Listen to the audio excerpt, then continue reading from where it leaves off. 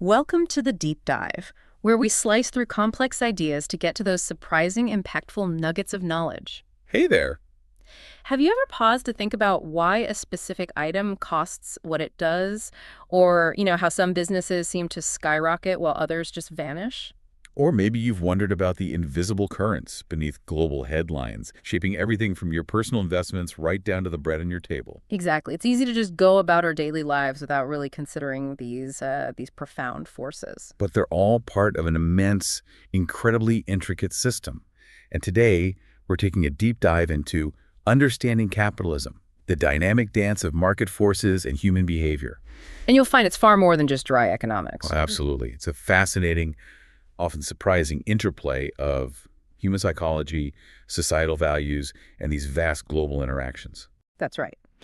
So our mission for this deep dive is to equip you with a clear, nuanced understanding of capitalism's core principles.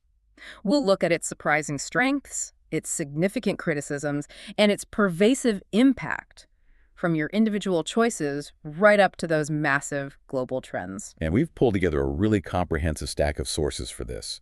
We're looking at everything from insightful ebooks to rigorous academic texts and detailed reports. Yeah, the goal isn't just to tell you what capitalism is, but really to extract the most important insights, those aha moments, so you walk away truly well-informed, perhaps even seeing your own world a little differently. Ready to unpack this? Absolutely. Let's start at the beginning with what many consider the very bedrock of capitalism, private ownership and the concept of free markets. Okay, the foundations. Right.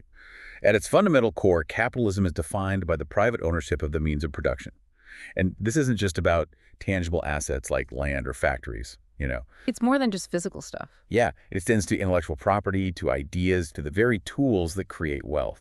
So it's about individuals and businesses rather than, say, the state having the primary say over these essential resources. What's the big deal about that distinction? Well, what's really remarkable is how this seemingly simple concept, private ownership, it just unleashes this almost unparalleled drive for innovation and risk-taking. How so? Well, when you, as an individual or a business owner, control your resources, you gain the autonomy to make decisions about how they're used. Think of a farmer who owns their land. Okay. They decide what to plant, maybe what risks to take with new crops, how to invest their profits. This ability to make independent choices is a really powerful incentive mechanism. I see. It encourages action. It strongly encourages investment, innovation, and just a vast array of economic activities. When people know they directly benefit from their efforts, they're far more likely to commit their time, their energy, their capital. And that leads directly to the pursuit of profit, doesn't it? Which is, a huge motivator in this system. It is indeed. The pursuit of profit isn't just some byproduct. It's a primary and immensely powerful motivator, both for an individual's financial growth and actually for the broader expansion of the economy. Right. When individuals and firms are driven by that potential for profit, they naturally seek out the most efficient, creative, and innovative ways to use their resources. And this often leads to solutions and products that benefit society as a whole, even if the initial drive was, self-interest.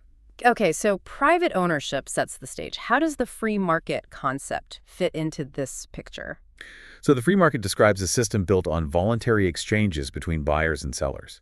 It's really about transactions occurring without coercion, where both parties willingly agree to trade goods or services. So no one's forcing anyone. Exactly. And this isn't just an abstract idea. It's how resources get allocated naturally, and often remarkably efficiently, guided by those dynamic forces of supply and demand.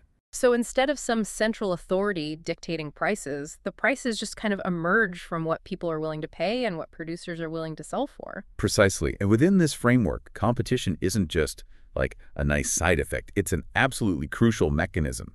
Competition compels businesses to constantly refine and improve their products and services to outperform rivals. They have to stay ahead. They have to.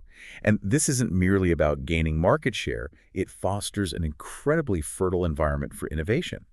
And ultimately, that results in higher quality goods, often at more competitive prices for you, the consumer. That dynamic is so clear in industries like technology. I mean, think about the intense competition between giants like Apple and Samsung. Well, yeah. Every year, it feels like they're pushing the envelope on smartphone features, cameras, battery life, new software. Everything. That constant push, fueled by competition, means consumers worldwide consistently benefit from better and often more affordable devices. It's a powerful illustration of how these market forces can drive innovation. That's an excellent real-world example. It shows how competition directly translates to consumer benefits within a free market. Now, building on this idea of transactions, let's explore voluntary exchange itself, what some of our sources call the heartbeat of the market. Okay. It sounds deceptively simple, but I imagine it's incredibly foundational to how capitalism actually functions day to day. It absolutely is. The principle of mutual benefit is right at the heart of all voluntary trade.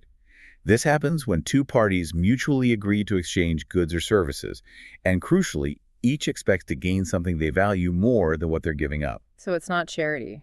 No, it's not altruism, it's self-interest. But that self-interest, when multiplied across millions, billions of transactions, leads to a collectively beneficial outcome. This really brings to mind Adam Smith's famous concept of the invisible hand.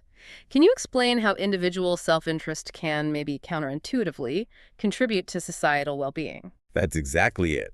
Smith's invisible hand theory described how individuals pursuing their own self-interest in a free market inadvertently contribute to the overall well-being of society. Right. Consider a farmer specializing in wheat and a baker specializing in bread. The farmer wants bread, the baker wants wheat. Their voluntary exchange allows both to consume more of each good than they could produce independently. Because they're specializing. Exactly. Neither is forced. They trade because it benefits both.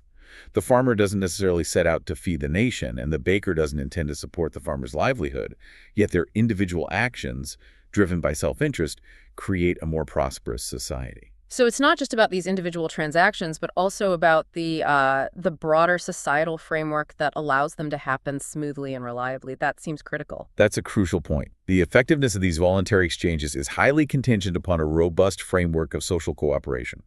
This framework fosters an environment of trust, fairness, and, importantly, predictability. Predictability, okay. Yeah. Without confidence in such a system, if you can't trust that your agreements will be honored or your property protected, the motivation to engage in transactions just diminishes dramatically. And what would such a robust framework specifically involve? What does it look like? Well, it requires a strong legal backdrop, laws that safeguard the rights of all participants. This includes laws that uphold contracts, protect property rights, and provide clear mechanisms for addressing grievances if things go wrong. So contract enforcement is key. Absolutely. If, for instance, a business isn't confident that a contract with a supplier will actually be enforced, or if its intellectual property isn't secure, it'll be far less likely to innovate or invest long-term. This confidence is really what greases the wheels of commerce. It sounds like trust isn't just a nice to have, it's almost like a fundamental requirement for capitalism to function well. It is indeed the cornerstone. A high level of trust allows transactions to happen quickly and efficiently, leading to increased overall economic activity. Think about brand loyalty. Companies like Apple and Coca-Cola benefit immensely from high levels of consumer trust. You probably don't overthink it when you buy a Coke. You trust the quality will be consistent.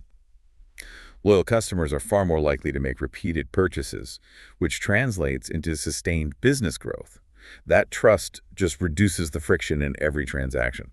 And this trust extends beyond just consumers and companies, right? It must also be about businesses trusting each other to collaborate effectively. Exactly. Trust extends to broader market collaboration. Businesses often form alliances, they share resources, sometimes they even innovate together. In the tech sector, for example, it's quite common to see partnerships between software developers and hardware manufacturers. Right, like chips and operating systems. Precisely. These collaborations illustrate how trust underpins effective capitalist functioning, enabling complex supply chains, joint ventures, and even shared research and development. It's a kind of cooperative dance, often happening within a highly competitive environment. Okay, let's shift our focus now to what truly drives this system, the internal combustion engine, if you will, profit, efficiency, and innovation. That's a great analogy. And at the heart of understanding that engine are profit and loss signals. Think of profit and loss, not just as numbers on a spreadsheet, but as the market's instantaneous, sometimes brutal feedback loop. Feedback loop, okay. Yeah, constantly telling businesses what to do more of and what to maybe stop doing immediately. It's like the market's nervous system, guiding resources to where they're most valued. So profit signals are basically the market saying, yes, keep going, you're on the right track. Precisely.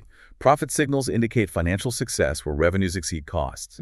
They signify a firm's successful alignment with market demand and indicate potential for continued returns on investment.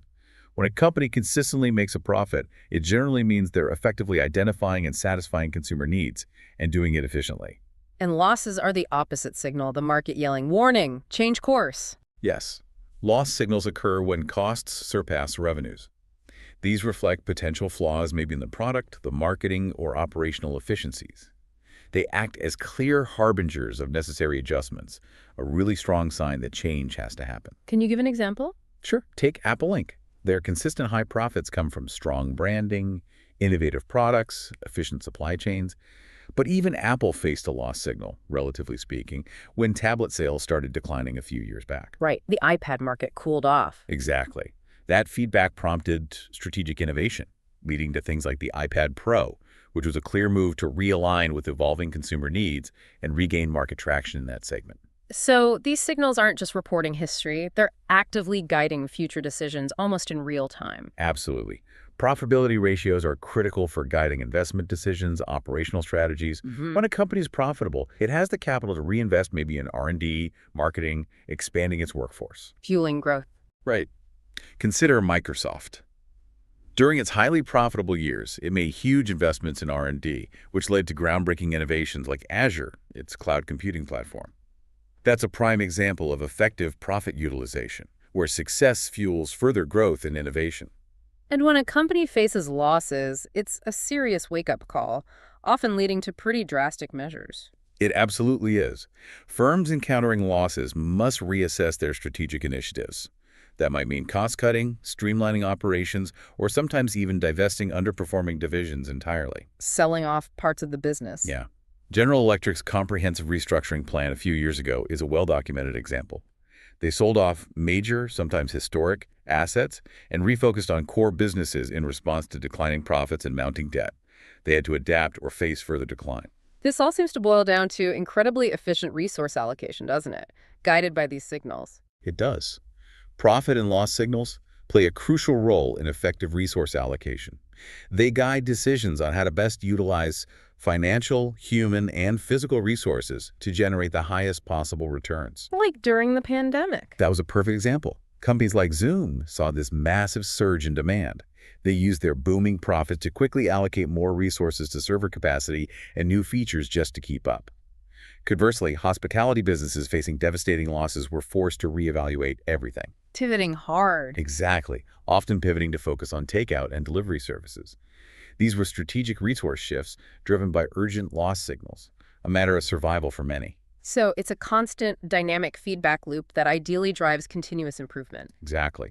Businesses like Walmart, for example, continually assess product offerings and operational efficiency based on their profit and loss data. They're always trying to optimize stock levels, streamline supply chains, maximize profitability. And these signals also have a really intertwined role with innovation. How so? Does profit directly cause innovation, or is it more that losses force it? It's a fascinating duality. It's actually both. Profit signals often empower innovation. They allow profitable companies to allocate funds to explore new technologies or markets without that immediate existential pressure. Like Tesla. Tesla's a great example. There's significant investments in enhancing EV technology, self-driving capabilities, battery efficiency. Those were largely fueled by initial profits from models like the Model S. That financial cushion allowed them to push boundaries aggressively. Okay, so profit enables risk-taking. Right. But conversely, loss signals can compel innovation as a necessary response, sometimes as a matter of survival. Think about Netflix. Their transition from DVDs. Exactly. Their strategic decision to invest heavily in original streaming content, despite initial losses and cannibalizing their profitable DVD by mail service, ultimately led to substantial profits as consumer engagement with streaming skyrocketed. This demonstrates how initial losses, or the threat of future losses, prompted a crucial, risky refinement of their strategy for long-term survival and massive revenue generation. That's a truly insightful point about how financial feedback fuels evolution, sometimes by choice, sometimes by necessity. Now let's talk about harnessing efficiency itself through things like the division of labor, economies of scale and scope, and the transformative power of technology. Okay, so the concept of the division of labor, famously articulated by Adam Smith, is essentially about breaking down complex production processes into simpler, specialized tasks. You mean like a classic assembly line? Exactly. Its benefits are numerous. Workers become more skilled and proficient at their specific task, which leads to faster production times, often higher quality output, and significantly reduced time lost in switching between different activities. Makes sense. Smith's classic example was the pin factory, where each worker specialized in just one single step drawing wire, straightening it, cutting it, sharpening it, putting the head on. Modern automobile manufacturing assembly lines are a direct, large-scale descendant of this principle. And it extends beyond just physical manufacturing today, right? We see it everywhere. Absolutely.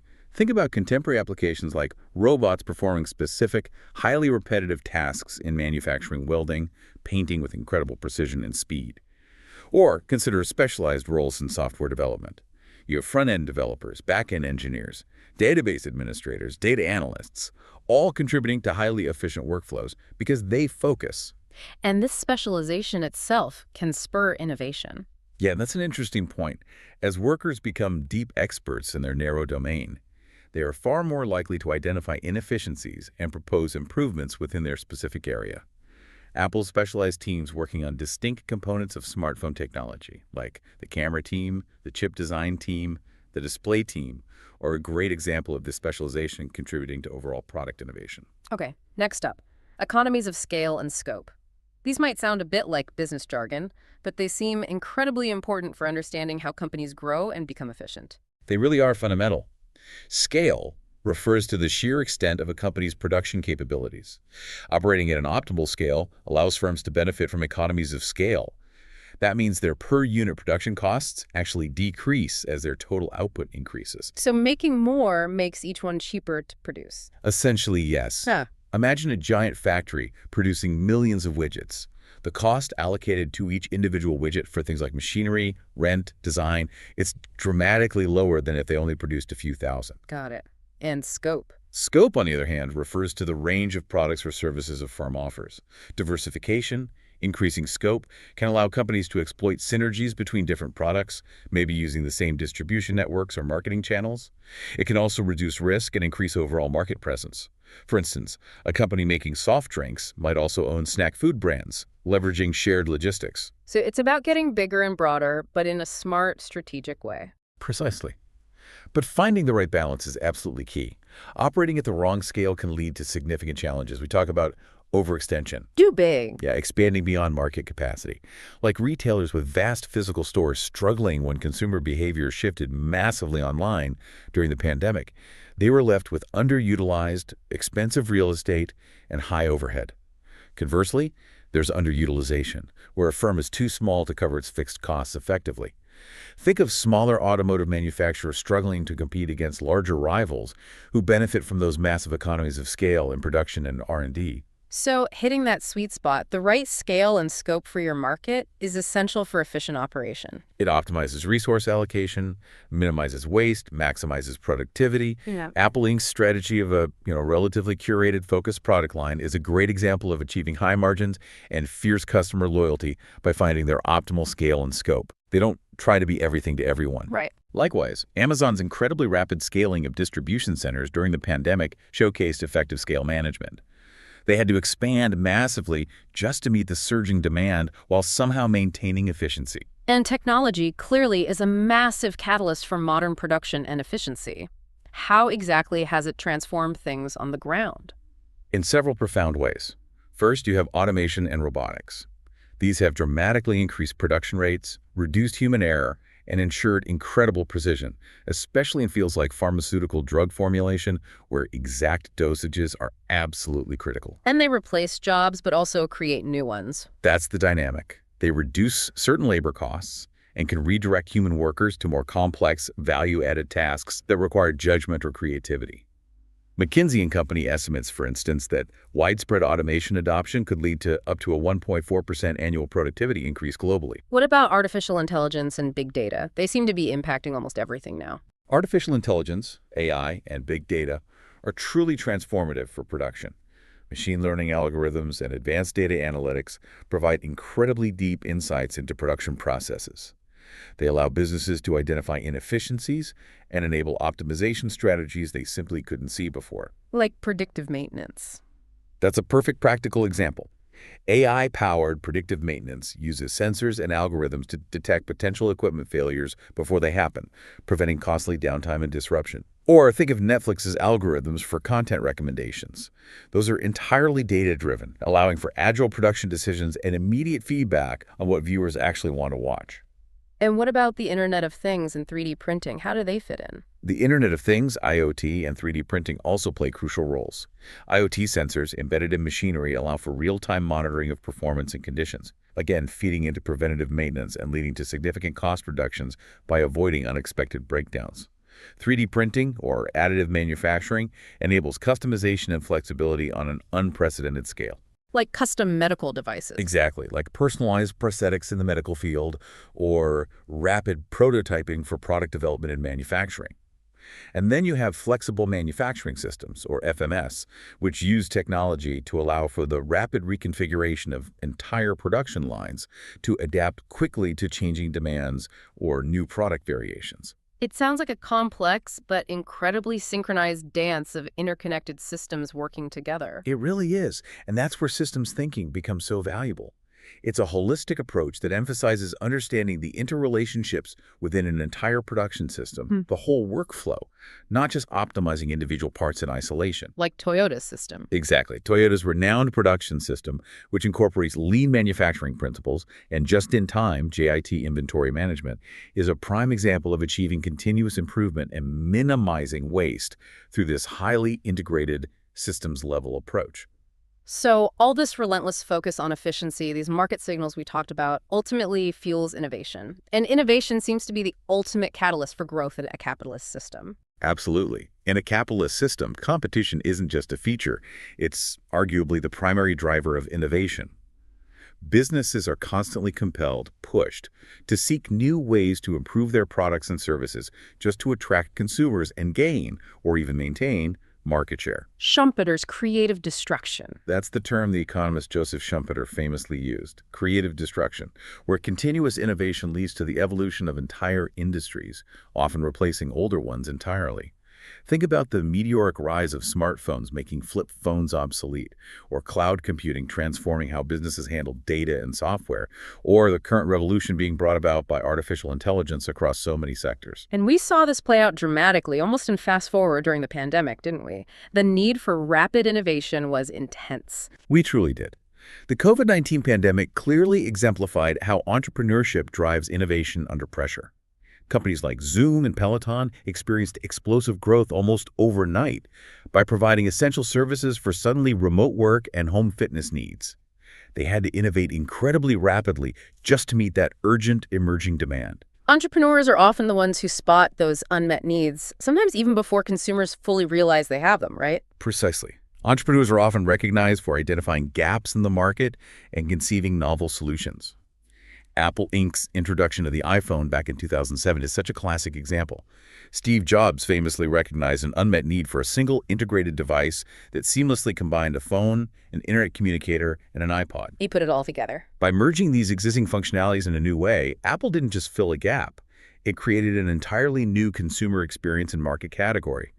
But innovation also involves refining existing services. Look at Airbnb. Right. They didn't build hotels. Exactly. They disrupted the massive hospitality industry, not by building new hotels, but by creating a platform to monetize unused spaces, spare rooms, empty apartments.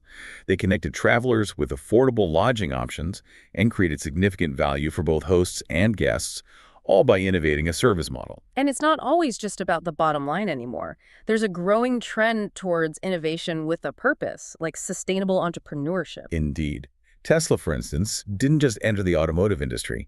It aimed to revolutionize it by producing high-performance electric vehicles and emphasizing renewable energy integration through things like solar panels and batteries. They addressed a growing consumer demand for eco-friendly alternatives, showing how innovation can align with significant societal values beyond pure economics. So how do these entrepreneurs, often starting with very limited resources, money, people, time manage to pull off these innovations? Strategic resource allocation must be absolutely key. It is absolutely crucial. Entrepreneurs, especially in startups, are often operating with scarce financial capital, limited human talent, and intense time pressure. They must strategically allocate these precious resources to maximize output and minimize waste if their venture is going to succeed. Any examples come to mind? Sure. Think about Slack, the workplace communication platform. Despite having limited initial resources compared to giants like Microsoft, they focused strategically on developing a remarkably user-friendly product that directly addressed a real pain point in workplace communication. That laser focus on product and user experience led to rapid adoption, growth, and eventually a massive acquisition. And data analytics must be a huge help here now, empowering smarter decisions about where to put those limited resources. Undeniably, it empowers much more informed resource allocation. Companies like Walmart, for instance, use sophisticated data analytics to streamline their complex supply chains and optimize inventory levels based on precise consumer purchasing patterns, reducing waste, and ensuring products are available. So it's internal, but also external, like partnerships. Right. Beyond internal allocation, strategic partnerships like the ones we sometimes see between, say, Spotify and Starbucks leverage complementary resources, music streaming, and coffee shops to enhance customer engagement and reach new audiences. It's another dimension of smart resource allocation in the modern economy. And all this entrepreneurial activity, this innovation, ultimately leads to job creation and broader economic growth. That's a major positive impact. Absolutely. Entrepreneurship is instrumental in job creation. Small and medium-sized enterprises, SMEs, account for a huge percentage of employment globally. The OECD, for example, reports around 70% of total employment in OECD countries comes from these SMEs. That's a massive number. It is. And these new businesses don't just create jobs directly. They stimulate demand for goods and services across the economy, supporting other enterprises and creating additional jobs indirectly. Think of a new restaurant opening.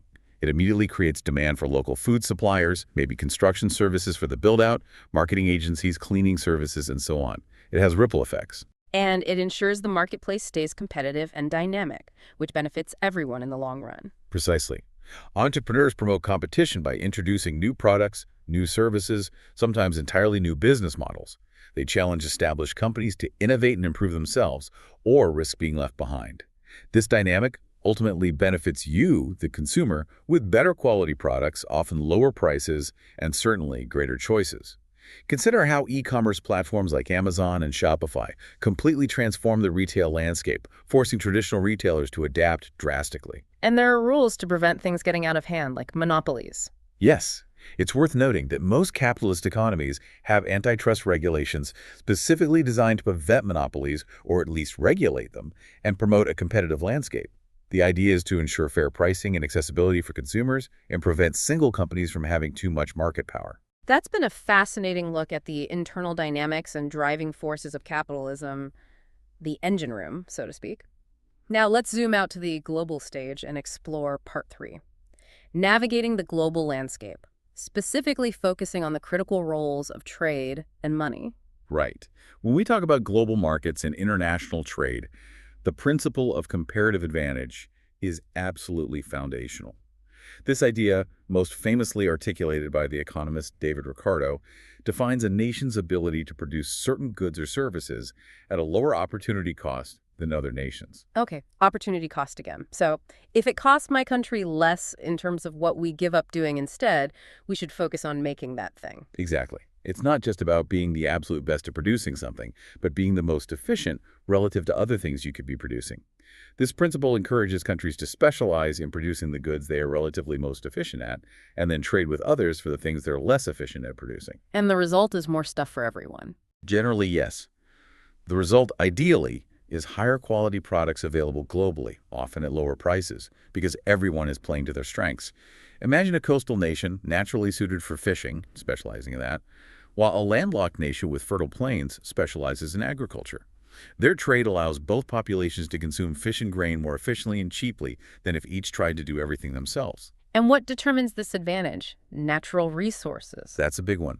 Factors like unique technology, specialized labor skills, or abundant natural resources, like vast oil reserves, all contribute to a nation's comparative advantage. Like Saudi Arabia with oil, you mentioned earlier. Precisely. Saudi Arabia leverages its immense and easily accessible oil reserves for significant global economic and political influence. They use that substantial revenue from oil exports to reinvest in national infrastructure, education, and now significant diversification initiatives, demonstrating how a powerful comparative advantage can shape an entire national economy and its global standing for decades. Okay, so that's specializing and trading.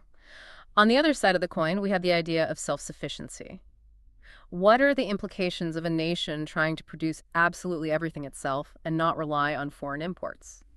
Self-sufficiency, or autarky, is defined as a nation's ability to meet all its essential needs, whether for food, energy, manufactured goods, without relying on foreign imports.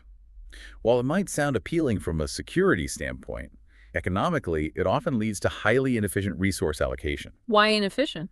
because a country inevitably attempts to produce goods that could be obtained far more cheaply and efficiently from other countries that have a comparative advantage in producing them. For instance, a nation trying to grow bananas commercially in, say, Canada, requiring massive heated greenhouses, will incur exponentially higher costs than simply importing them from a tropical region like Ecuador. And it sounds like it would stifle innovation, too, by keeping them kind of isolated from global advancements. It absolutely can. By isolating itself economically, a nation pursuing self-sufficiency often misses out on critical technological advancements, best practices in production, and innovative ideas that emerge from international collaboration and competition. North Korea serves as a notable, albeit extreme, example where prioritizing self-sufficiency coupled with its political system has led to chronic economic inefficiencies, severe food shortages, and significant underdevelopment compared to its neighbors. So ignoring comparative advantage and pursuing complete self-sufficiency has some pretty serious potential drawbacks. Significant ones, yes. Firstly, as we said, there's inefficient resource allocation. Scarce resources like capital and labor are diverted from potentially more productive sectors into less efficient ones. Saudi Arabia, for example, attempting to build a massive textile industry, instead of focusing investment where it has a clear immense advantage in energy, would likely be a misallocation. Secondly, this leads directly to higher production costs. Countries attempting to produce goods they are not naturally suited for often incur much increased costs which get passed on to consumers or require heavy subsidies. Think of the enormous expense for the U.S. to try and heavily cultivate crops like coffee or bananas, which thrive in specific tropical climates. And that inefficiency must impact overall economic growth, right? If things cost more to make. Yes, directly. That's the third point. Reduced economic growth. Nations focusing on multiple inefficient sectors tend to produce lower quality or higher cost goods, and they often stifle innovation because they lack the scale or competitive pressure. They risk lagging behind in technological advancements. Compare South Korea's dramatic post-war growth, fueled significantly by focusing on electronics and heavy industry for export, versus nations that tried to produce everything domestically and often struggled to compete globally. Fourth, this often leads to lower standards of living. These inefficiencies translate into higher prices for consumers, fewer choices in the marketplace, and potentially higher unemployment in the long run, ultimately diminishing the quality of life for citizens. The economic decline experienced in regions like the U.S. Rust Belt, while complex, involves shifts away from areas of previous comparative advantage, leading to profound societal consequences. And there's a risk of isolation, too. Definitely. Finally, there's global competition and isolation. Failing to engage actively in international trade based on comparative advantage can alienate potential trade partners and severely limit access to collaborative opportunities, foreign investment, and essential technology transfer. The recent U.S.-China trade war, with its tariffs and tensions, clearly illustrated the ripple effects and costs associated with moving away from integrated global trade, impacting supply chains and economic relationships worldwide. So free trade seems to be the logical counterpoint here, embracing specialization and exchange. What are its most compelling benefits? The benefits are indeed compelling, which is why it's been a dominant global trend for decades. First, and perhaps most obviously for consumers, are lower prices. The removal or reduction of trade barriers like tariffs and quotas increases competition, allowing cheaper imports to enter the market. The World Trade Organization has extensively documented how tariffs inflate prices, so consumers directly benefit from a broader selection of goods at more competitive prices when trade is relatively free. Second, there's increased market access for producers. Businesses can enter foreign markets with fewer restrictions, significantly expanding their potential operations and customer bases. Think of how American tech companies or German car manufacturers have penetrated vast global markets due to various trade agreements. This often leads to higher sales, greater economies of scale, and increased profit margins for those successful exporting businesses. And the big picture. And ultimately, it contributes to overall economic growth. Free trade, in theory, fosters efficiency through specialization, incentivizes innovation through global competition, and directly contributes to higher standards of living across participating nations by maximizing global output. But, and this is a big but, it's clearly not a perfect system, is it? There are significant drawbacks and criticisms of free trade that we really need to acknowledge and grapple with. You're absolutely right. It's crucial to understand the downsides and the groups who can be negatively affected. There are very important considerations. Firstly, there's the impact on domestic industries and associated job losses. Increased foreign competition, especially from countries with lower labor costs, can unfortunately lead to significant job displacement in certain sectors within importing countries. Like manufacturing in developed countries. Exactly. NAFTA, for example, is frequently cited, rightly or wrongly, for contributing to the movement of U.S. manufacturing jobs to Mexico. And we saw the dramatic decline of the U.S. textile industry as production moved overseas. This offshoring or import competition can destabilize local economies that were heavily reliant on those industries, and it's a major source of political and societal strain. And environmental concerns often come up forcefully in this context, too. Absolutely. That's the second major criticism: environmental considerations. The push for lower costs and deregulation, sometimes associated with free trade agreements, can incentivize practices that undermine environmental protections. Countries might exploit natural resources unsustainably or maintain lax environmental standards to remain competitive in the global market. This can lead to serious issues like accelerated deforestation in places like Brazil due to expanding agribusiness seeking export markets, or pollution havens where industries relocate to avoid stricter regulations at home. And sadly, worker exploitation is another dark side we hear about. Yes. Thirdly, there's the persistent issue of labor exploitation and rights violations. Companies, in their relentless pursuit of lower production costs, may seek out countries with minimal labor regulations, weak enforcement, or suppressed unions. This can lead to exploitative situations involving underpayment, excessive working hours, unsafe conditions, and even child labor in the worst cases. The Bangladesh garment industry, tragically highlighted by the 2013 Rana Plaza factory collapse, where over 1,100 workers died in structurally unsound buildings, is a stark reminder of the potential human cost. It can create a race to the bottom in labor standards where basic worker rights become a competitive disadvantage, raising profound ethical concerns. This can also create a more divided, polarized labor market back home, right? Even for those who keep their jobs. It often does. Fourth, there's a polarization of the labor market. Job losses from import competition disproportionately affect manufacturing sectors, which historically provided many middle-class jobs in developed economies. This can create a widening divide between lower-wage service sector jobs and high-skill, high-knowledge-based positions. This hollowing out of the middle can shrink the middle class, increase income inequality, and foster significant social discontent and political instability, as consistently reported by research centers like Pew. And tariffs, the things free trade tries to remove, they have their own issues, too. Yes. Finally, while sometimes implemented with the stated goal of protecting domestic industries, tariffs themselves, the very barriers free trade seeks to remove, can also significantly raise consumer prices on imported goods and inputs, potentially harm other domestic industries that rely on those imports, and often provoke retaliatory tariffs from other countries, ultimately hindering overall global trade flows and economic efficiency. That's a really important, balanced look at the complexities of global trade. Now, let's shift focus slightly and talk about money itself specifically, the vital role of what's often called sound money. What exactly does that phrase mean in this context? Right. Sound money, at its core, refers to a monetary system, usually a national currency, that reliably maintains its value over time. It's typically characterized by low and stable inflation, and historically it was often directly backed by tangible assets like gold or silver, though that's rare now. So it's about stability and trustworthiness. Exactly. In essence, it embodies attributes of stability, trust, and reliability. This allows individuals and businesses to engage in transactions, save, and invest with confidence, knowing their money won't suddenly or drastically lose its purchasing power. Imagine your savings account. If you trusted your currency completely, you'd feel secure that what you can buy with $100 today, you could largely buy with $100 next year, or even in 5 years. That's a great way to put it. Its key characteristics really flow from that core idea. Stability is paramount, a currency's ability to maintain its purchasing power over time. This is absolutely crucial for building trust. Contrast the relative stability sought by the Eurozone through the European Central Bank with Zimbabwe's hyperinflation in the late 2000s, which rendered its currency utterly worthless almost overnight. Okay, stability. What else? Then there's predictability, the reasonable expectation that any changes in the currency's value will be minimal and gradual, not sudden and erratic.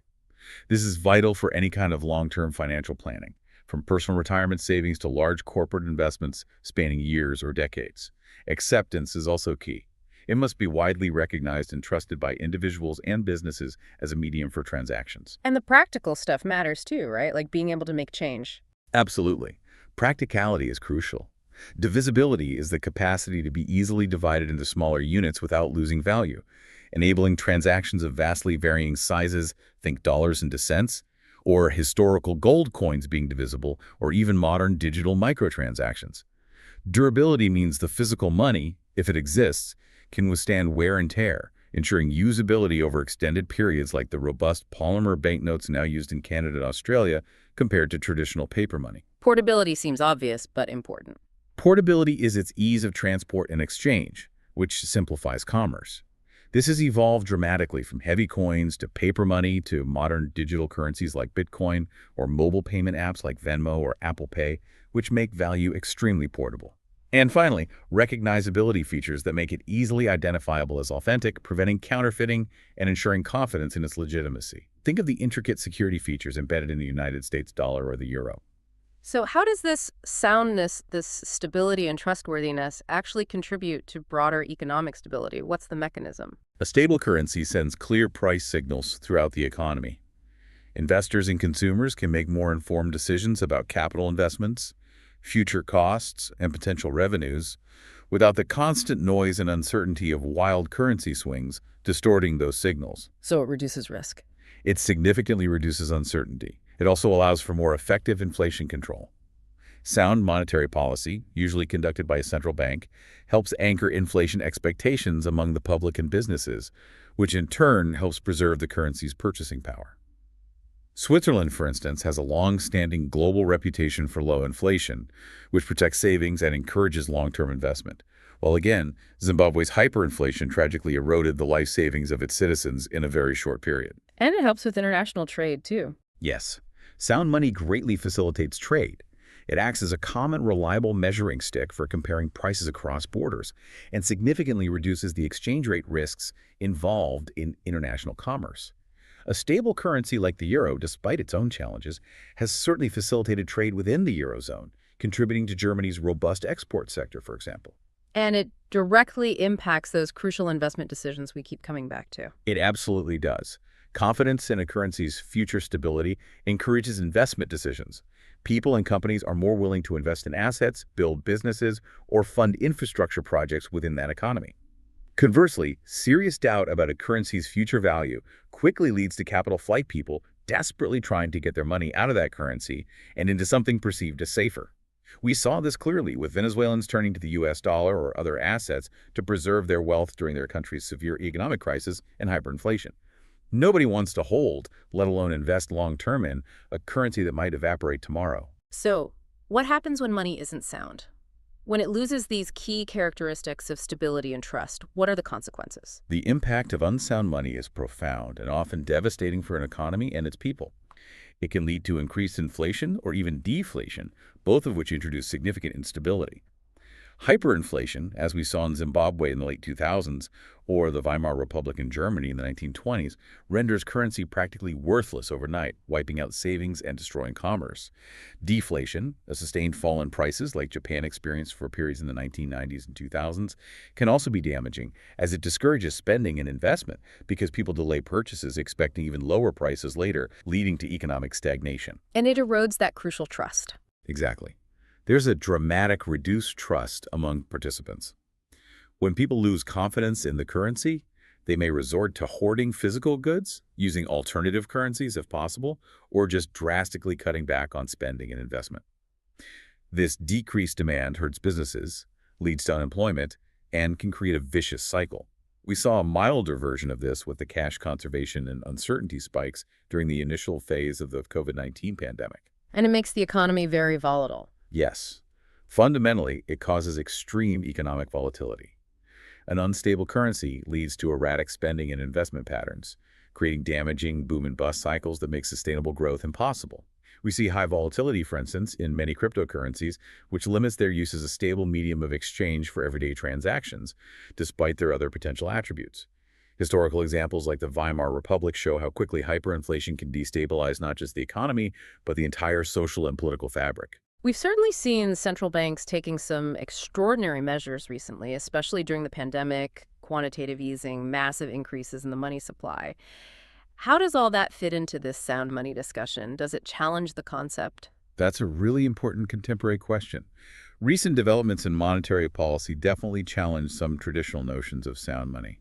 Central banks globally responded aggressively to crises like the 2008 financial crisis and the COVID-19 pandemic with unconventional policies like quantitative easing, QE, and near zero or even negative interest rates, leading to significant increases in the money supply. Which raises concerns about inflation. Right. These actions have understandably led to widespread concerns about potential long-term inflation and the possibility of currency devaluation down the road, questioning the soundness of major global currencies. At the same time, we've seen the emergence and rapid evolution of cryptocurrencies like Bitcoin. Some proponents interpret these as a modern attempt to embody sound money principles, pointing to their programmed scarcity and decentralized nature, free from central bank control. But they have their own issues. They do. Their extreme volatility remains a significant challenge for them to function as stable units of account or widespread mediums of exchange, despite ongoing technological development. Furthermore, recent geopolitical tensions, supply chain disruptions, and rising inflation globally have spurred increased interest in alternative payment systems and reinforced debates about the enduring, fundamental necessity of sound money principles, stability, trust, predictability for long-term global economic health, however they might be achieved in the future. It's clear money isn't just a tool for buying things. It's this incredibly powerful signal of value pulsing through the entire economy. It truly is. While money's primary, most basic function is to simplify transactions by providing a standardized unit of account, allowing us to quickly compare the price of apples and oranges or a car and a house. The prices themselves, expressed in that money, are vital indicators of relative value in the market. They tell us what society values at that moment. In a sense, yes. Prices fluctuate based on the constant interplay of supply and demand, guiding countless decisions made by consumers and producers every single day. Consumer perceptions of quality, brand reputation, usefulness, even status are directly reflected in price variations. Think again about the stark price difference between a high-end Apple smartphone and a basic functional budget Android phone. Both make calls and access the internet, but consumer perception of design, ecosystem, brand, and features allows for that significant price gap. And people react differently to price changes depending on the product. Exactly. We see price sensitivity or elasticity of demand. How much does a price change affect purchasing behavior? For some goods, like maybe essential medicines, demand is relatively inelastic. People will buy them even if the price goes up significantly. For others, like maybe different brands of breakfast cereal, demand can be highly elastic. Many consumers are quite willing to switch brands if the price of their usual choice increases even slightly. And the internet has made comparing prices incredibly easy. Massively so. The digital age, with ubiquitous online shopping and price comparison websites, has only amplified this transparency, enabling consumers to easily compare prices across numerous sellers and fostering more informed, price-conscious decision-making than ever before. But it's not always purely rational, is it? Psychology plays a role in how we perceive value and price. Absolutely. We must acknowledge the powerful role of psychological factors. Marketing, branding, and advertising are all designed to influence and sometimes manipulate consumer perceptions, creating perceived value that can go far beyond a product's mere functionality or objective quality. The luxury fashion industry, for example, masterfully cultivates an aura of exclusivity, craftsmanship, and status, allowing them to command prices vastly disproportionate to the raw materials or basic labor involved, based almost entirely on perceived value and brand storytelling. This brings us neatly into part 4, the human and societal equation of capitalism. This is where it gets really interesting as we dive into the complexities of individual choice, rationality, and morality within this economic system. It really does. Because human decision-making, unlike maybe a purely theoretical economic model, inherently involves choices that carry significant psychological and emotional burdens. This is partly because scarcity is a fundamental human condition scarcity of resources, whether it's a family's limited budget trying to decide between a vacation and saving for college, or a tech company's finite time and talented engineers needing to choose which product features to develop next. Scarcity forces trade-offs. Exactly. It forces trade-offs. Understanding cost in its fullest sense, including those hidden costs, becomes absolutely essential for making informed decisions. So every choice has a sort of hidden cost, even beyond the direct price tag. You mentioned opportunity cost earlier. Yes, and that concept is critical here. Opportunity costs are the potential benefits or gains you lose when you choose one alternative over another. It's the value of the next best option you didn't take. Can you give another example? Sure. If you choose to invest your money in a particular stock, the opportunity cost isn't just the money you spent. It includes the potential returns you could have earned from investing that same money in a different asset, maybe real estate, bonds, or even just leaving it in a high-yield savings account. Or consider a student deciding to pursue a 4-year university degree. The opportunity cost isn't just the tuition fees and living expenses. It's also the significant income they could have earned by working full-time during those 4 years instead. So it's not just the money you spend or the time you commit, but fundamentally what you forego by making that specific choice. That's a really powerful way to frame decision-making. It is.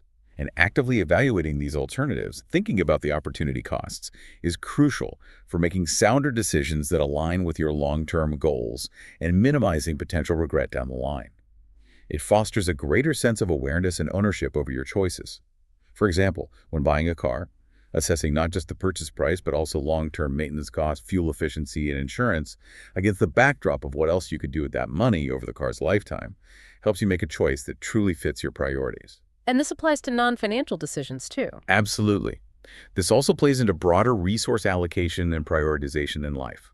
Deciding between taking on a demanding but potentially career-advancing work project versus attending a close friend's destination wedding involves weighing potential professional gains against the value of maintaining a cherished personal relationship, a clear trade-off with opportunity costs on both sides. This all sounds very rational, very calculated. But are humans truly rational decision makers in the way traditional economics sometimes assumes?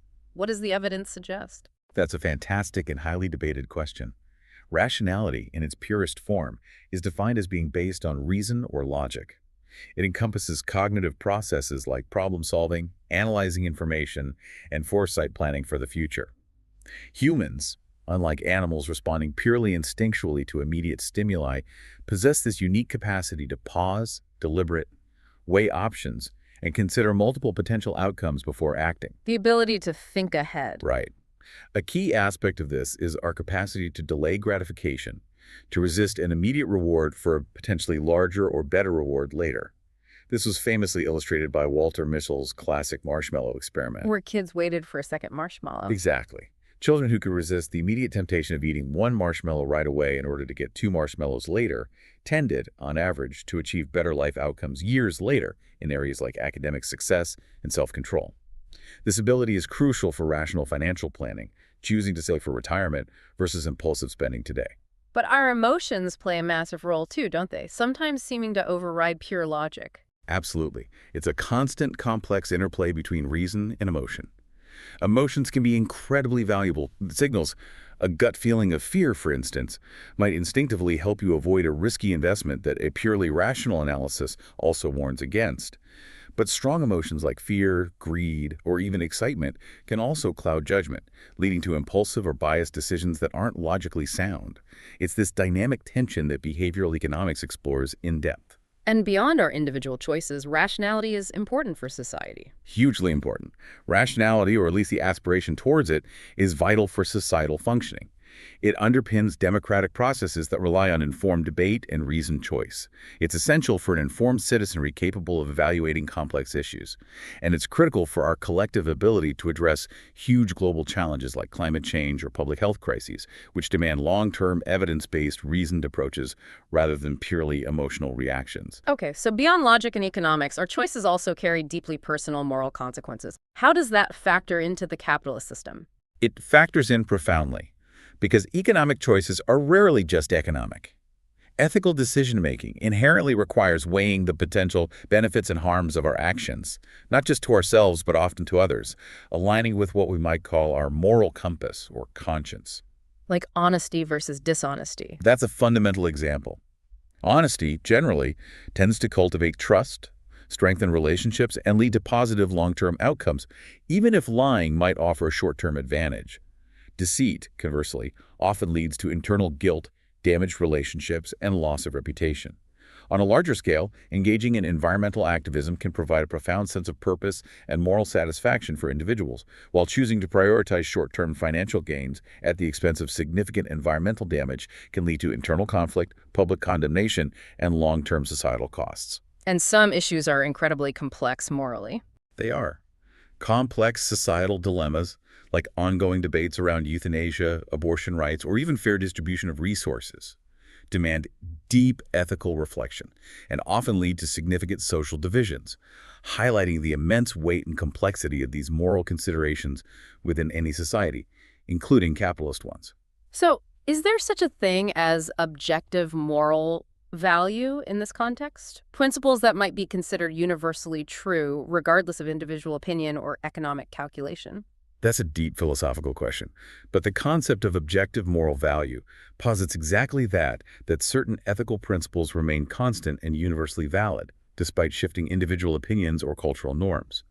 The philosopher Immanuel Kant's concept of the categorical imperative, for instance, suggests universal moral laws derived from reason, like the inherent wrongness of stealing or murder, which he argued transcends personal opinions, desires, or consequences. And human rights. Universal human rights, as enshrined in documents like the Universal Declaration of Human Rights, UDHR, are another powerful example of attempting to establish objective moral standards applicable to all people. Moral realism is the philosophical stance that argues for an objective truth in moral statements, implying there's a real right and wrong independent of human belief or social agreement.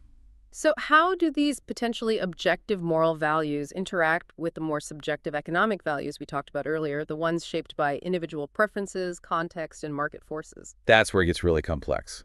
Economic values, as we discussed, are fundamentally subjective. They're shaped by individual preferences, cultural context, advertising, situational variables, and perceived utility. The economic value placed on a luxury car, for example, differs wildly based on an individual's wealth, their personal desires, or even the status symbols prevalent in their particular culture. And these subjective values change over time. They do. Internet access, once considered a luxury add-on, has evolved in many societies into a perceived necessity for work, education, and social participation, profoundly shifting household spending patterns and its subjective economic value. However, societal moral standards, those widely shared values within a community or culture, like fairness, honesty, compassion, responsibility, and concern for community welfare, significantly influence and constrain purely economic choices. Can you give an example of morals influencing economic choice? Sure. People choosing to consciously support local businesses during an economic downturn or a pandemic, even if it costs slightly more, exemplifies how moral values like community solidarity can override pure price-based economic logic. Similarly, the growing movement towards sustainable consumerism, people choosing to buy organic, fair trade, or cruelty-free products despite a higher price tag, demonstrates individuals striving to meet their personal needs while also aligning their economic choices with broader ethical values about the environment or labor rights. So distinguishing clearly between these economic values and moral values is crucial for a complete understanding of behavior within capitalism. It is absolutely crucial. Yeah. Economic values, in their purest sense, primarily prioritize things like profitability, cost-effectiveness, efficiency, and return on investment.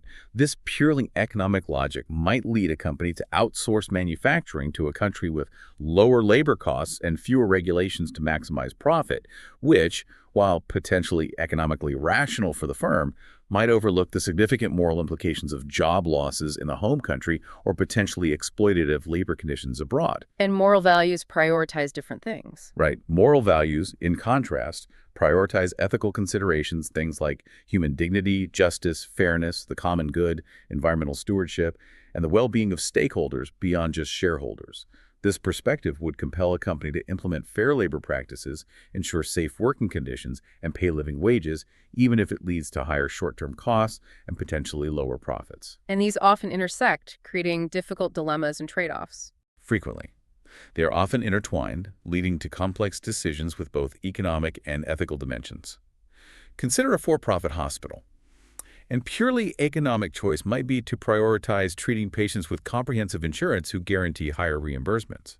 But strongly held moral values within the medical profession and society would advocate for treating all patients based on need, regardless of their ability to pay, leading to ongoing debates about healthcare systems and funding. What are the benefits of consciously making this distinction? Understanding this distinction, both personally and societally, fosters greater awareness of the potential long-term consequences, both positive and negative, of purely economic choices. It can lead to improved relationships and social cohesion when businesses genuinely integrate ethical considerations. Think of corporate social responsibility, CSR initiatives that, when authentic, can enhance brand loyalty and public trust. It also empowers advocacy and critical scrutiny. We see this in consumer movements scrutinizing the fast fashion industry for exploitative labor practices, or in public evaluation of corporate responses during the COVID-19 pandemic, often prioritizing those companies seen as putting employee health and community well-being alongside financial performance. Let's delve into another fascinating dichotomy within human interaction and its role in capitalism. Cooperation versus power, or as our outline phrases it, distinguishing between contractual versus hegemonic bonds. How do these different ways of relating shape economic outcomes? To truly understand this dynamic, it's helpful to trace the evolutionary origins of human social behavior. Our ancestors lived for millennia in small, highly interdependent groups. In those environments, cooperation wasn't just helpful, it was absolutely essential for survival, whether it was coordinating hunts for large game, protecting the group from predators, or collectively raising vulnerable offspring. Cooperation is hardwired. There's strong evidence for it. Dunbar's social brain hypothesis, for instance, suggests that the relatively large size of the human brain evolved partly in response to the increasing complexity of managing social relationships within larger groups. The development of sophisticated language and communication further fostered these social bonds, enabling complex cooperation, the sharing of knowledge across generations, and providing profound emotional and psychological benefits through social connection. So cooperation is deeply ingrained in us, a fundamental survival mechanism. But then we have these things called hegemonic bonds. What exactly defines those in contrast to cooperation? Hegemonic bonds in this framework are fundamentally defined by a pronounced asymmetry of power. In these relationships, decision-makers, whether an individual leader, a dominant group, or an institution, hold ultimate, often unilateral authority over others. So power flows one way. Largely, yes. Key characteristics typically include a stark centralization of authority, where a single entity or a very small elite imposes decisions on subordinates, effectively diminishing their agency, their ability to influence outcomes, or contribute meaningfully to the decision-making process. This structure usually leads to limited collaboration and often breeds significant resistance to change from those lower in the hierarchy who feel unheard or powerless. Where do we typically see these kinds of hegemonic bonds playing out in the real world, maybe in or around the economy? You can see its manifestation in various power dynamics. In corporate environments, think of the traditional top-down hierarchy, where a prominent CEO might unilaterally decide to pivot the company's entire strategic focus, maybe towards AI, as we see now, without genuinely consulting middle managers, product teams, or engineers, potentially leading to internal backlash, confusion, and unforeseen implementation complications. And politically. Politically, authoritarian regimes that suppress dissent, control information, and impose the will of the leader or ruling party are clear examples of hegemonic power structures. The sociologist Antonio Gramsci's theory of cultural hegemony also offers a more subtle perspective, explaining how a dominant social class can impose its norms, values, and beliefs on the rest of society, making them seem like the natural, common-sense way of doing things, even if they primarily serve the dominant group's interests and maintain the power imbalance. And the consequences for those on the receiving end of these power imbalances or for the system itself seem potentially quite negative. They absolutely can be, and often are. Hegemonic bonds frequently lead to decreased morale and engagement among those who feel their voices aren't heard, their expertise isn't valued, or their well-being isn't considered. There's often a significant inefficiency in problem solving because the lack of diverse perspectives from different levels can lead to groupthink among the elite decision makers or just poorly informed decisions. And innovation might suffer too. Definitely. Innovation is frequently stifled because employees or citizens may fear challenging authority, questioning the status quo, or proposing genuinely novel ideas that might upset the established order or threaten those in power. And on a broader societal level, entrenched hegemonic structures can cause deep social fragmentation by systematically silencing marginalized voices, ignoring the needs of certain communities, or exacerbating existing inequalities. Think about historical examples of colonialism or even contemporary criticisms of international financial institutions, like the International Monetary Fund, IMF, which has at times faced accusations of imposing stringent structural adjustment programs on developing countries in ways that some argue reinforce dependency and existing global power imbalances rather than fostering true economic partnership and local agency. Okay, so that's power and control, the hegemonic side. What about the cooperative side, embodied by what the outline calls contractual bonds? How do they fundamentally differ? Contractual bonds, in sharp contrast, are essentially agreements entered into between two or more parties. These are often formalized legally, but the core idea is that they are built on principles of consent, mutual obligation, and reciprocity. The crucial element here is that, ideally, all parties involved have a voice, agency, and agree to the terms because they see some form of mutual benefit. So, mutual agreement versus imposition. Exactly. Contractual bonds thrive on mutual respect and negotiation, prioritizing consensus building rather than the unilateral imposition characteristic of hegemonic bonds. Business partnerships are a clear, everyday example. Two companies might form a joint venture, agreeing on specific terms, responsibilities, and profit sharing because both see a mutual advantage they couldn't achieve alone. On a larger scale, consider the European Union. That's a contractual arrangement. In essence, yes. It's a complex example, but it's fundamentally built on member states voluntarily cooperating through intricate treaties, shared institutions, and complex decision-making processes, all grounded, at least in theory, on a foundation of shared goals, mutual respect, and agreed-upon rules, despite the obvious power differences among members. And what are the main benefits of structuring relationships and organizations around this more cooperative, contractual approach? The benefits can be substantial. Firstly, they generally lead to enhanced communication, open dialogue, clearly defined roles and responsibilities, as stipulated in the contract or agreement, and mechanisms for resolving disputes tend to prevent misunderstandings and foster greater transparency. Secondly, there's typically greater satisfaction and buy-in among participants because they feel their interests were considered and they consented to the arrangement. Feeling valued generally increases people's investment, commitment, and willingness to uphold their end of the bargain. And creativity. Does cooperation help there? And crucially, particularly relevant to innovation, there's often increased creativity and better problem solving. The synergy that comes from bringing together diverse viewpoints, skills, and experiences, like in cross-functional R&D teams or collaborative research projects between universities and industry, often leads to truly innovative solutions that might be impossible under a purely top-down unilateral model. Cooperative business models, like the well-known Mondragon Corporation in Spain, where employees are also owners and participate in decision-making, exemplify how this contractual cooperative ethos can foster unity, shared goals, and long-term success within a broadly capitalist framework. So cooperation facilitated by these contractual types of bonds is truly vital for capitalism to flourish effectively, perhaps even more so than just the purely competitive aspect we often focus on. Absolutely. While competition is undeniably a powerful driving force for efficiency and innovation, capitalism also thrives on mutual benefit achieved through voluntary exchange and cooperation. That initial idea of the farmer and the baker trading, that's cooperation based on mutual self-interest.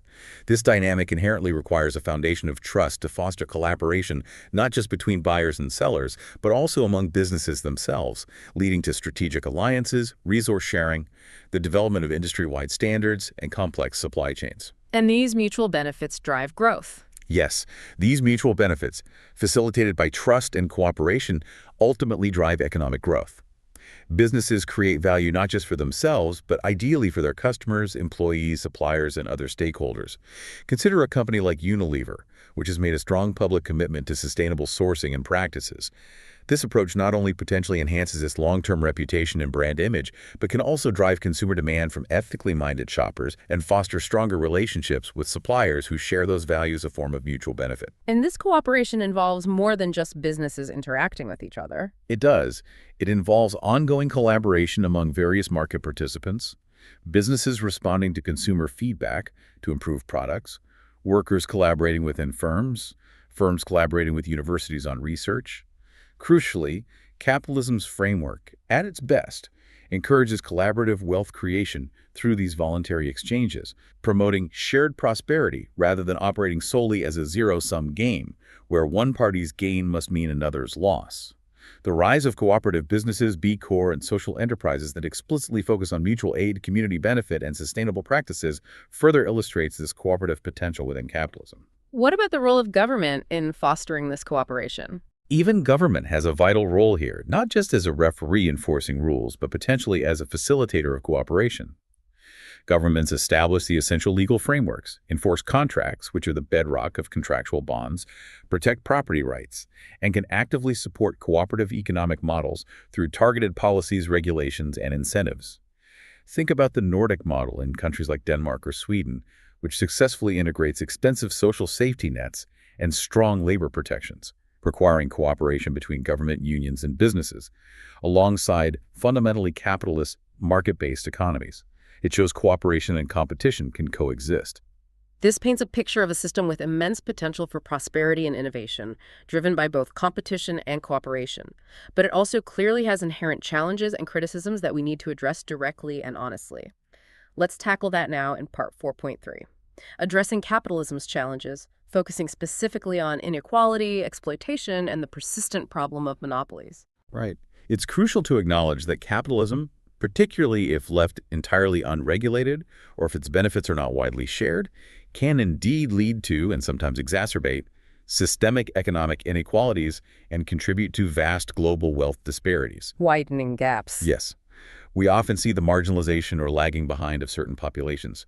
For instance, despite progress, women globally still earn significantly less than men, typically estimated around 60–75% of men's wages for comparable work, depending on the country and sector.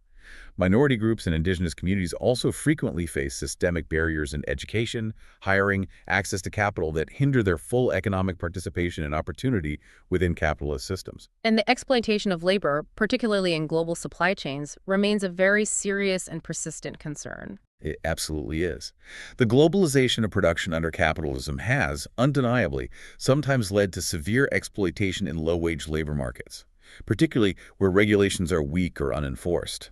Multinational corporations, driven by intense pressure to lower costs and maximize profits, may seek out the cheapest labor possible, sometimes turning a blind eye to or even implicitly encouraging poor working conditions, excessively long hours, poverty-level wages, and suppression of workers' rights to organize. The Rana Plaza example was horrifying. The Bangladesh garment industry, as tragically and starkly highlighted by the 2013 Rana Plaza factory collapse, where over 1,100 workers died in buildings known to be unsafe, serves as a potent and recurring reminder. Such events raise profound ethical concerns about the hidden human cost embedded within the global supply chains that deliver cheap consumer goods, fueled by the relentless pursuit of profit maximization within the current system. What about the environmental impact? That's become an increasingly central criticism of the capitalist growth model. That's another significant and growing challenge. The traditional capitalist pursuit of endless economic growth and profit maximization can often incentivize the overexploitation of natural resources and generate significant environmental degradation. Industrial activities driven by the need for mass production and consumption contribute substantially to greenhouse gas emissions driving climate change and also lead to habitat destruction and the devastating loss of biodiversity worldwide. We see the stats from the IPCC. Exactly.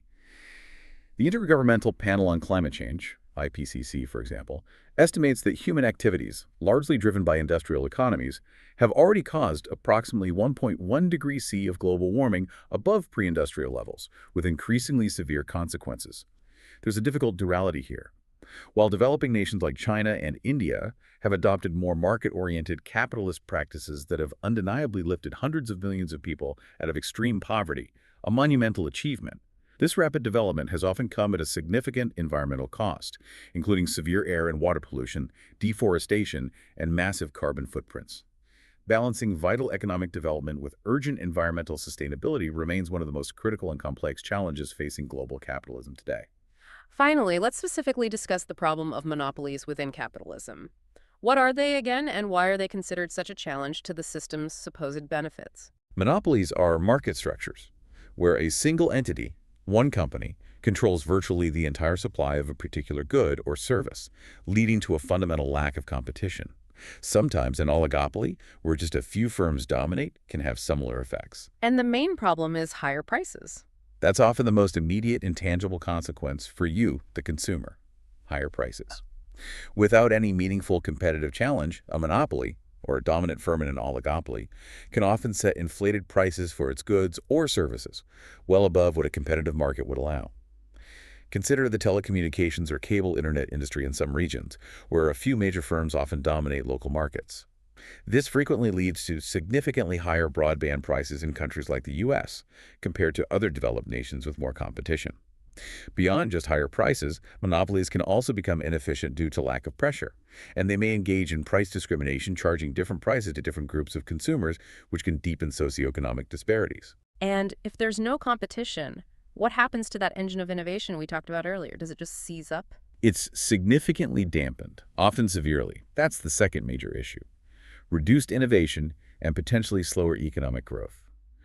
Without the constant pressure from competitors threatening to steal market share, dominant players tend to become complacent. They simply have far less incentive to invest heavily in risky research and development, improve product quality, or introduce genuinely disruptive innovations. They can just sit on their advantage. Exactly.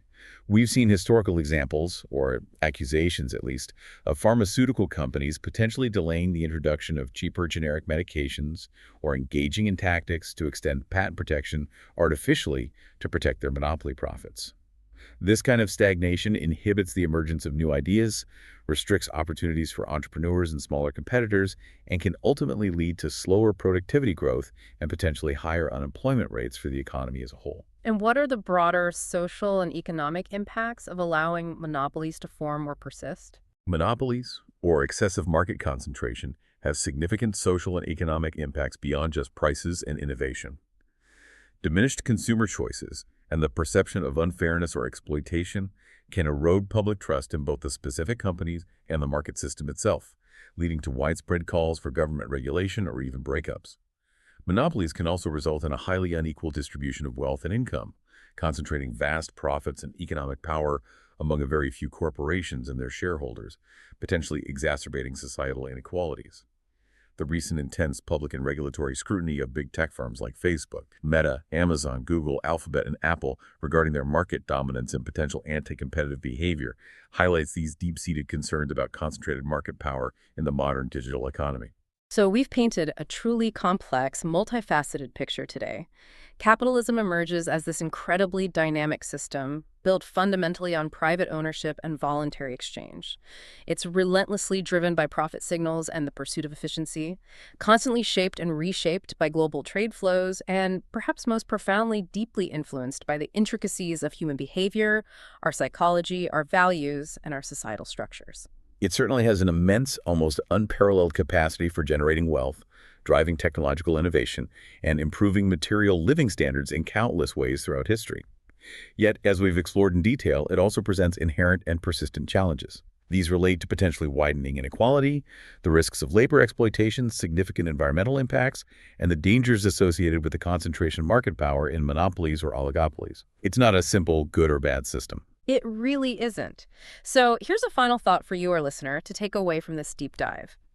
As you navigate your daily life, maybe start to consider, how do your own choices as a consumer, as a worker, as a citizen, from the things you decide to buy, to where you choose to work or invest, to the policies you support, how do these seemingly small actions contribute to, or perhaps challenge, this complex dynamic dance of capitalism we've explored today? And building on that, what role might individuals, communities, and even businesses themselves play in actively shaping a more equitable, more ethical, and more sustainable economic future? One that truly strives to balance the undeniable potential for prosperity and innovation with a deeper sense of responsibility towards people and the planet. Plenty to think about there. Thank you for joining us on the deep dive.